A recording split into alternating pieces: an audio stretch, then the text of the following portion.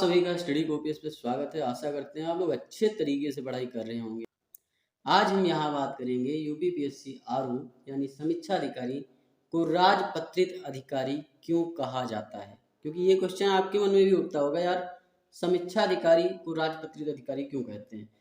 ARO जो होता है वो अराजपत्रित अधिकारी होता है, मतलब वो गजेटेड ऑफिसर नहीं होता है, जबकि आरओ जो होता है वो आपका गजेटेड ऑफिसर होता है। देखिए मामला यह है कि जब पहले आप फॉर्म वगैरह फिल करते थे तो क्या कहा जाता था कि ऐसा करिए, अपना फ़ोटो अटेस्ट करवा के लाइए, जा करके गजेटेड ऑफिसर से अटेस्ट करवाइए, मतलब राजपत्रित अधिकारी से अटेस्ट करवाइए, प्रमाणित करवाइए। अटेस्ट का मतलब यही होता है। या फॉर्म जो फिल करते थे, रेलवे वगैरह निकलते थे पहले, तो उसे भी अटेस्ट करवाना पड़ता था राजपत्रित अधिकारी से।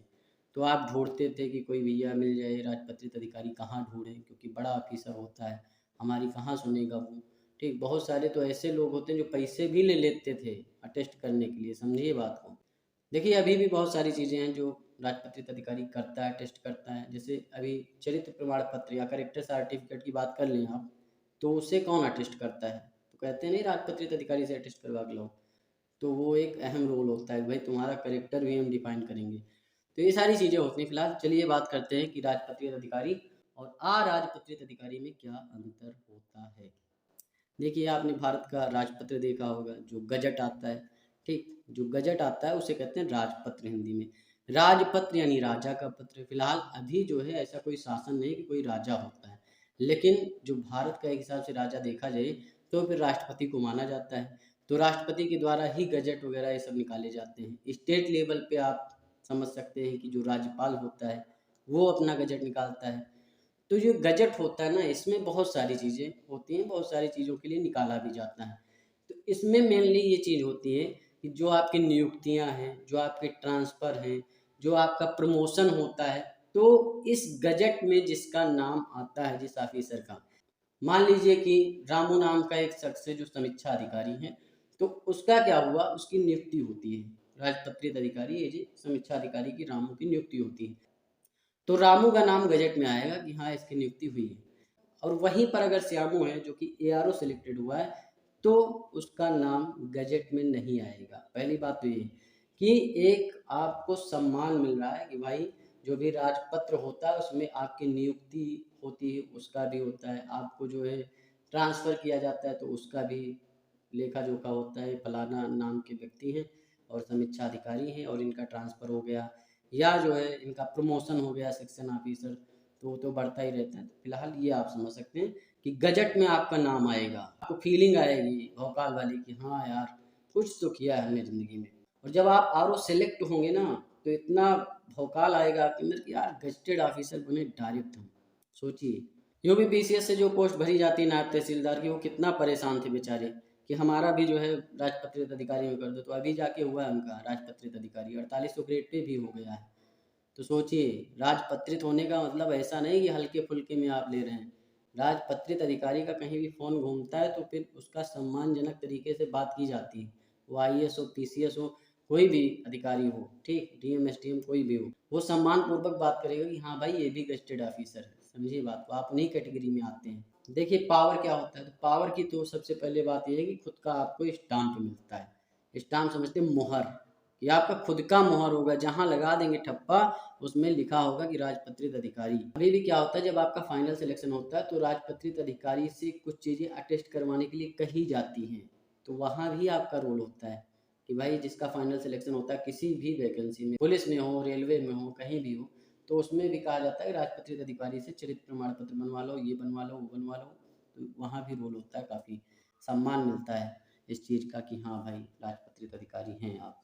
दूसरा पावर क्या होता है कि भाई जो आपके नीचे काम करेंगे, जैसे आप आरओ हैं, आपके नीचे एआरओ काम कर रहे हैं, तो उनका आप क्या करेंगे, अवलोकन करेंगे। उन्हें छुट्टी चाहिए तो आपसे कहेंगे सर हमें छुट्टी चाहिए। ठीक, तो ये होता है एक रुतबा। कोई लीव चाहिए या उनका प्रमोशन होना, हर चीज़ आपके हाथ में होगा कहीं ना कहीं, कि जब तक आप कुछ उनकी एडमायर नहीं करते हैं आगे कि हाँ इन्होंने सही काम किया है। देखिए जो आरओ होता है उसके नीचे जो एआरओ होते हैं वो वैसे भी सही तरीके से काम करते हैं कि ये भाई राजपत्रित अधिकारी हैं, ज़रा से शिकायत कर देंगे तो हमारा जो है मामला गड़बड़ हो जाएगा। तो बहुत तरीके से काम करते हैं सभी लोग। और दूसरी बात ये है कि एआरओ को कुछ भी काम करवाना है, छुट्टी लेनी है, ठीक, या प्रमोशन के लिए अप्लाई करना है या ज़्यादा छुट्टी लेनी, कुछ भी करवाना है तो भाई आरओ के अंडर से ही होगा। देखिए राजपत्रित और अराजपत्रित में एक फर्क सबसे ज़्यादा मेन होता है। जो अराजपत्रित अधिकारी होता है उसका काम होता है सिर्फ काम करना, कि भाई काम करो बस। राजपत्रित अधिकारी क्या करता है, पूरा देख रेख करता है, सिस्टम कैसा चल रहा है तुम्हारा, तो ये सारी चीज़ें वो देखता है, आरओ देखता है। आरओ के ऊपर सेक्शन ऑफिसर होता है, वो देखता है। सेक्शन ऑफिसर मान लीजिए छुट्टी पे चला गया, कुछ हो गया, तो उसकी गैर मौजूदगी में, जैसे सेक्शन ऑफिसर के नीचे मान लीजिए 5-6 आरओ तो होते ही हैं, ठीक, तो जो सीनियर आरओ होता है वो सेक्शन ऑफिसर का काम धाम देख सकता है। सेक्शन ऑफिसर आपकी पीसीएस लेवल की पोस्ट होती है 5400 ग्रेड पे की। जब आप आरओ बन जाएंगे तो फिर प्रमोशन आपका होगा सेक्शन ऑफिसर के तौर पे। 6-7 साल लग जाते हैं, कभी 8 लग जाते हैं, तो जैसा आपका काम होगा उस तरीके से प्रमोशन मिलेगा। तो 7-8 साल में आप सेक्शन ऑफिसर बन जाएंगे। और देखिए जो सेक्शन ऑफिसर है वो क्लास 1 का राजपत्रित अधिकारी है। क्यों? क्योंकि उसके नीचे ज़्यादा स्टाफ है, ज़्यादा एम्प्लॉय काम कर रहे हैं। भाई 5 तो आरओ हैं, आरओ के नीचे एआरओ हैं, तो जाहिर सी बात है सेक्शन ऑफिसर का बर्डन ज़्यादा है, तो क्लास 1 का राजपत्रित अधिकारी कहा जाएगा। और उसका काम ही होता है देख रेख करना, सारी चीज़ें आज्ञा देना कि भैया ये काम करके लाओ, तुम ये काम करके लाओ, तुम ये काम करके लाओ। ये होता है जलवा भौकाल, समझिए बात को। आरओ बन जाएंगे, 7-8 साल में सेक्शन ऑफिसर बन जाएंगे, तो भौकाल ही भौकाल होगा, कालीन भैया की तरह। कुछ नहीं करते हैं कालीन भैया, आपने देखा है, सिर्फ सबको क्या आदेश ही तो देते हैं कि तुम ये कर लो, ये जाओ, उधर मार दो, ये सब बस यही करना है आपको जब सेक्शन ऑफिसर बन जाएंगे, समझिए बात को। क्लास 2 में आपका आता है आरओ। आरओ के नीचे कम स्टाफ होता है, जाहिर सी बात एआरओ ही होते हैं, तो उनको जो है आपको सुपरविजन करना रहता है, भैया हाँ तुमने काम सही से किया है नहीं किया है, तो देख रेख करना पड़ता है, समझिए बात को, आदेश देना रहता है। तो एआरओ वगैरह तो वैसे भी आपसे घुल मिल के ही रहेंगे, आरओ हैं आप तो सेक्शन ऑफिसर से घुल मिल के रहेंगे। ये सारी चीज़ें होती हैं जब आप स्टाफ में पहुंचेंगे। देखिए राजपत्रित अधिकारी क्या होता है, डायरेक्ट सरकार का प्रतिनिधि होता है, रिप्रेजेंटेटिव होता है, इसीलिए उसका राजपत्र में नाम भी आता है। सभी एम्प्लॉय का नहीं आता है कि भाई एआरओ देख लीजिए कितनी बड़ी पोस्ट है, लेकिन उसका नहीं आता है, वो सब सी-डी में चली जाती है। ये आपकी बी ग्रेड की नौकरी है, इतना समझिए बात को। ABCD होता नहीं, तो बी क्लास की है। ए में आपका जैसे आईएएस हो जाते हैं, डीएम वगैरह वो आते हैं। ये बात आप समझ सकते हैं कि बहुत ही बढ़िया जॉब होती है, बहुत बढ़िया जॉब प्रोफाइल है इसकी। और राजपत्रित अधिकारी लगने का मतलब ये नहीं कि सिर्फ अधिकारी लग गया है राजपत्रित अधिकारी, इसका बहुत बड़ा एक पावर होता है, इम्पैक्ट होता है। जहाँ भी आप समाज में भी बैठेंगे या कहीं भी आपकी बात भी चलेगी, नातेदारी, रिश्तेदारी, दुनियादारी, कहीं भी, तो कहेंगे भैया फलाने जो हैं वो राजपत्रित अधिकारी हैं, वो क्या कहते हैं, वो गज़टेड ऑफिसर हैं। तो आपकी रिस्पेक्ट कितनी ज़्यादा होगी आप खुद ही इमेजिन कर सकते हैं।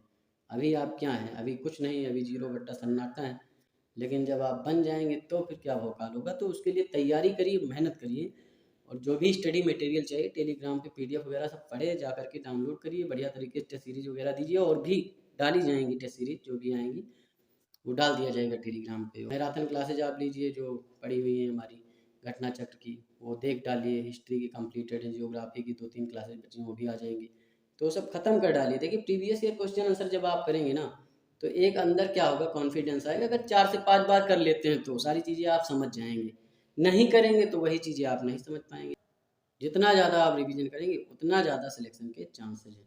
तो ये सारी चीज़ें समझ सकते हैं। आशा करते हैं आपको ये इन्फॉर्मेशन बहुत ही अच्छी लगी होगी, और मन लगा के पढ़ाई करते रहिए। चैनल को सब्सक्राइब करिए, वीडियो को लाइक करिए, शेयर करिए। मिलते हैं नेक्स्ट वीडियो में। धन्यवाद, थैंक यू, शुक्रिया।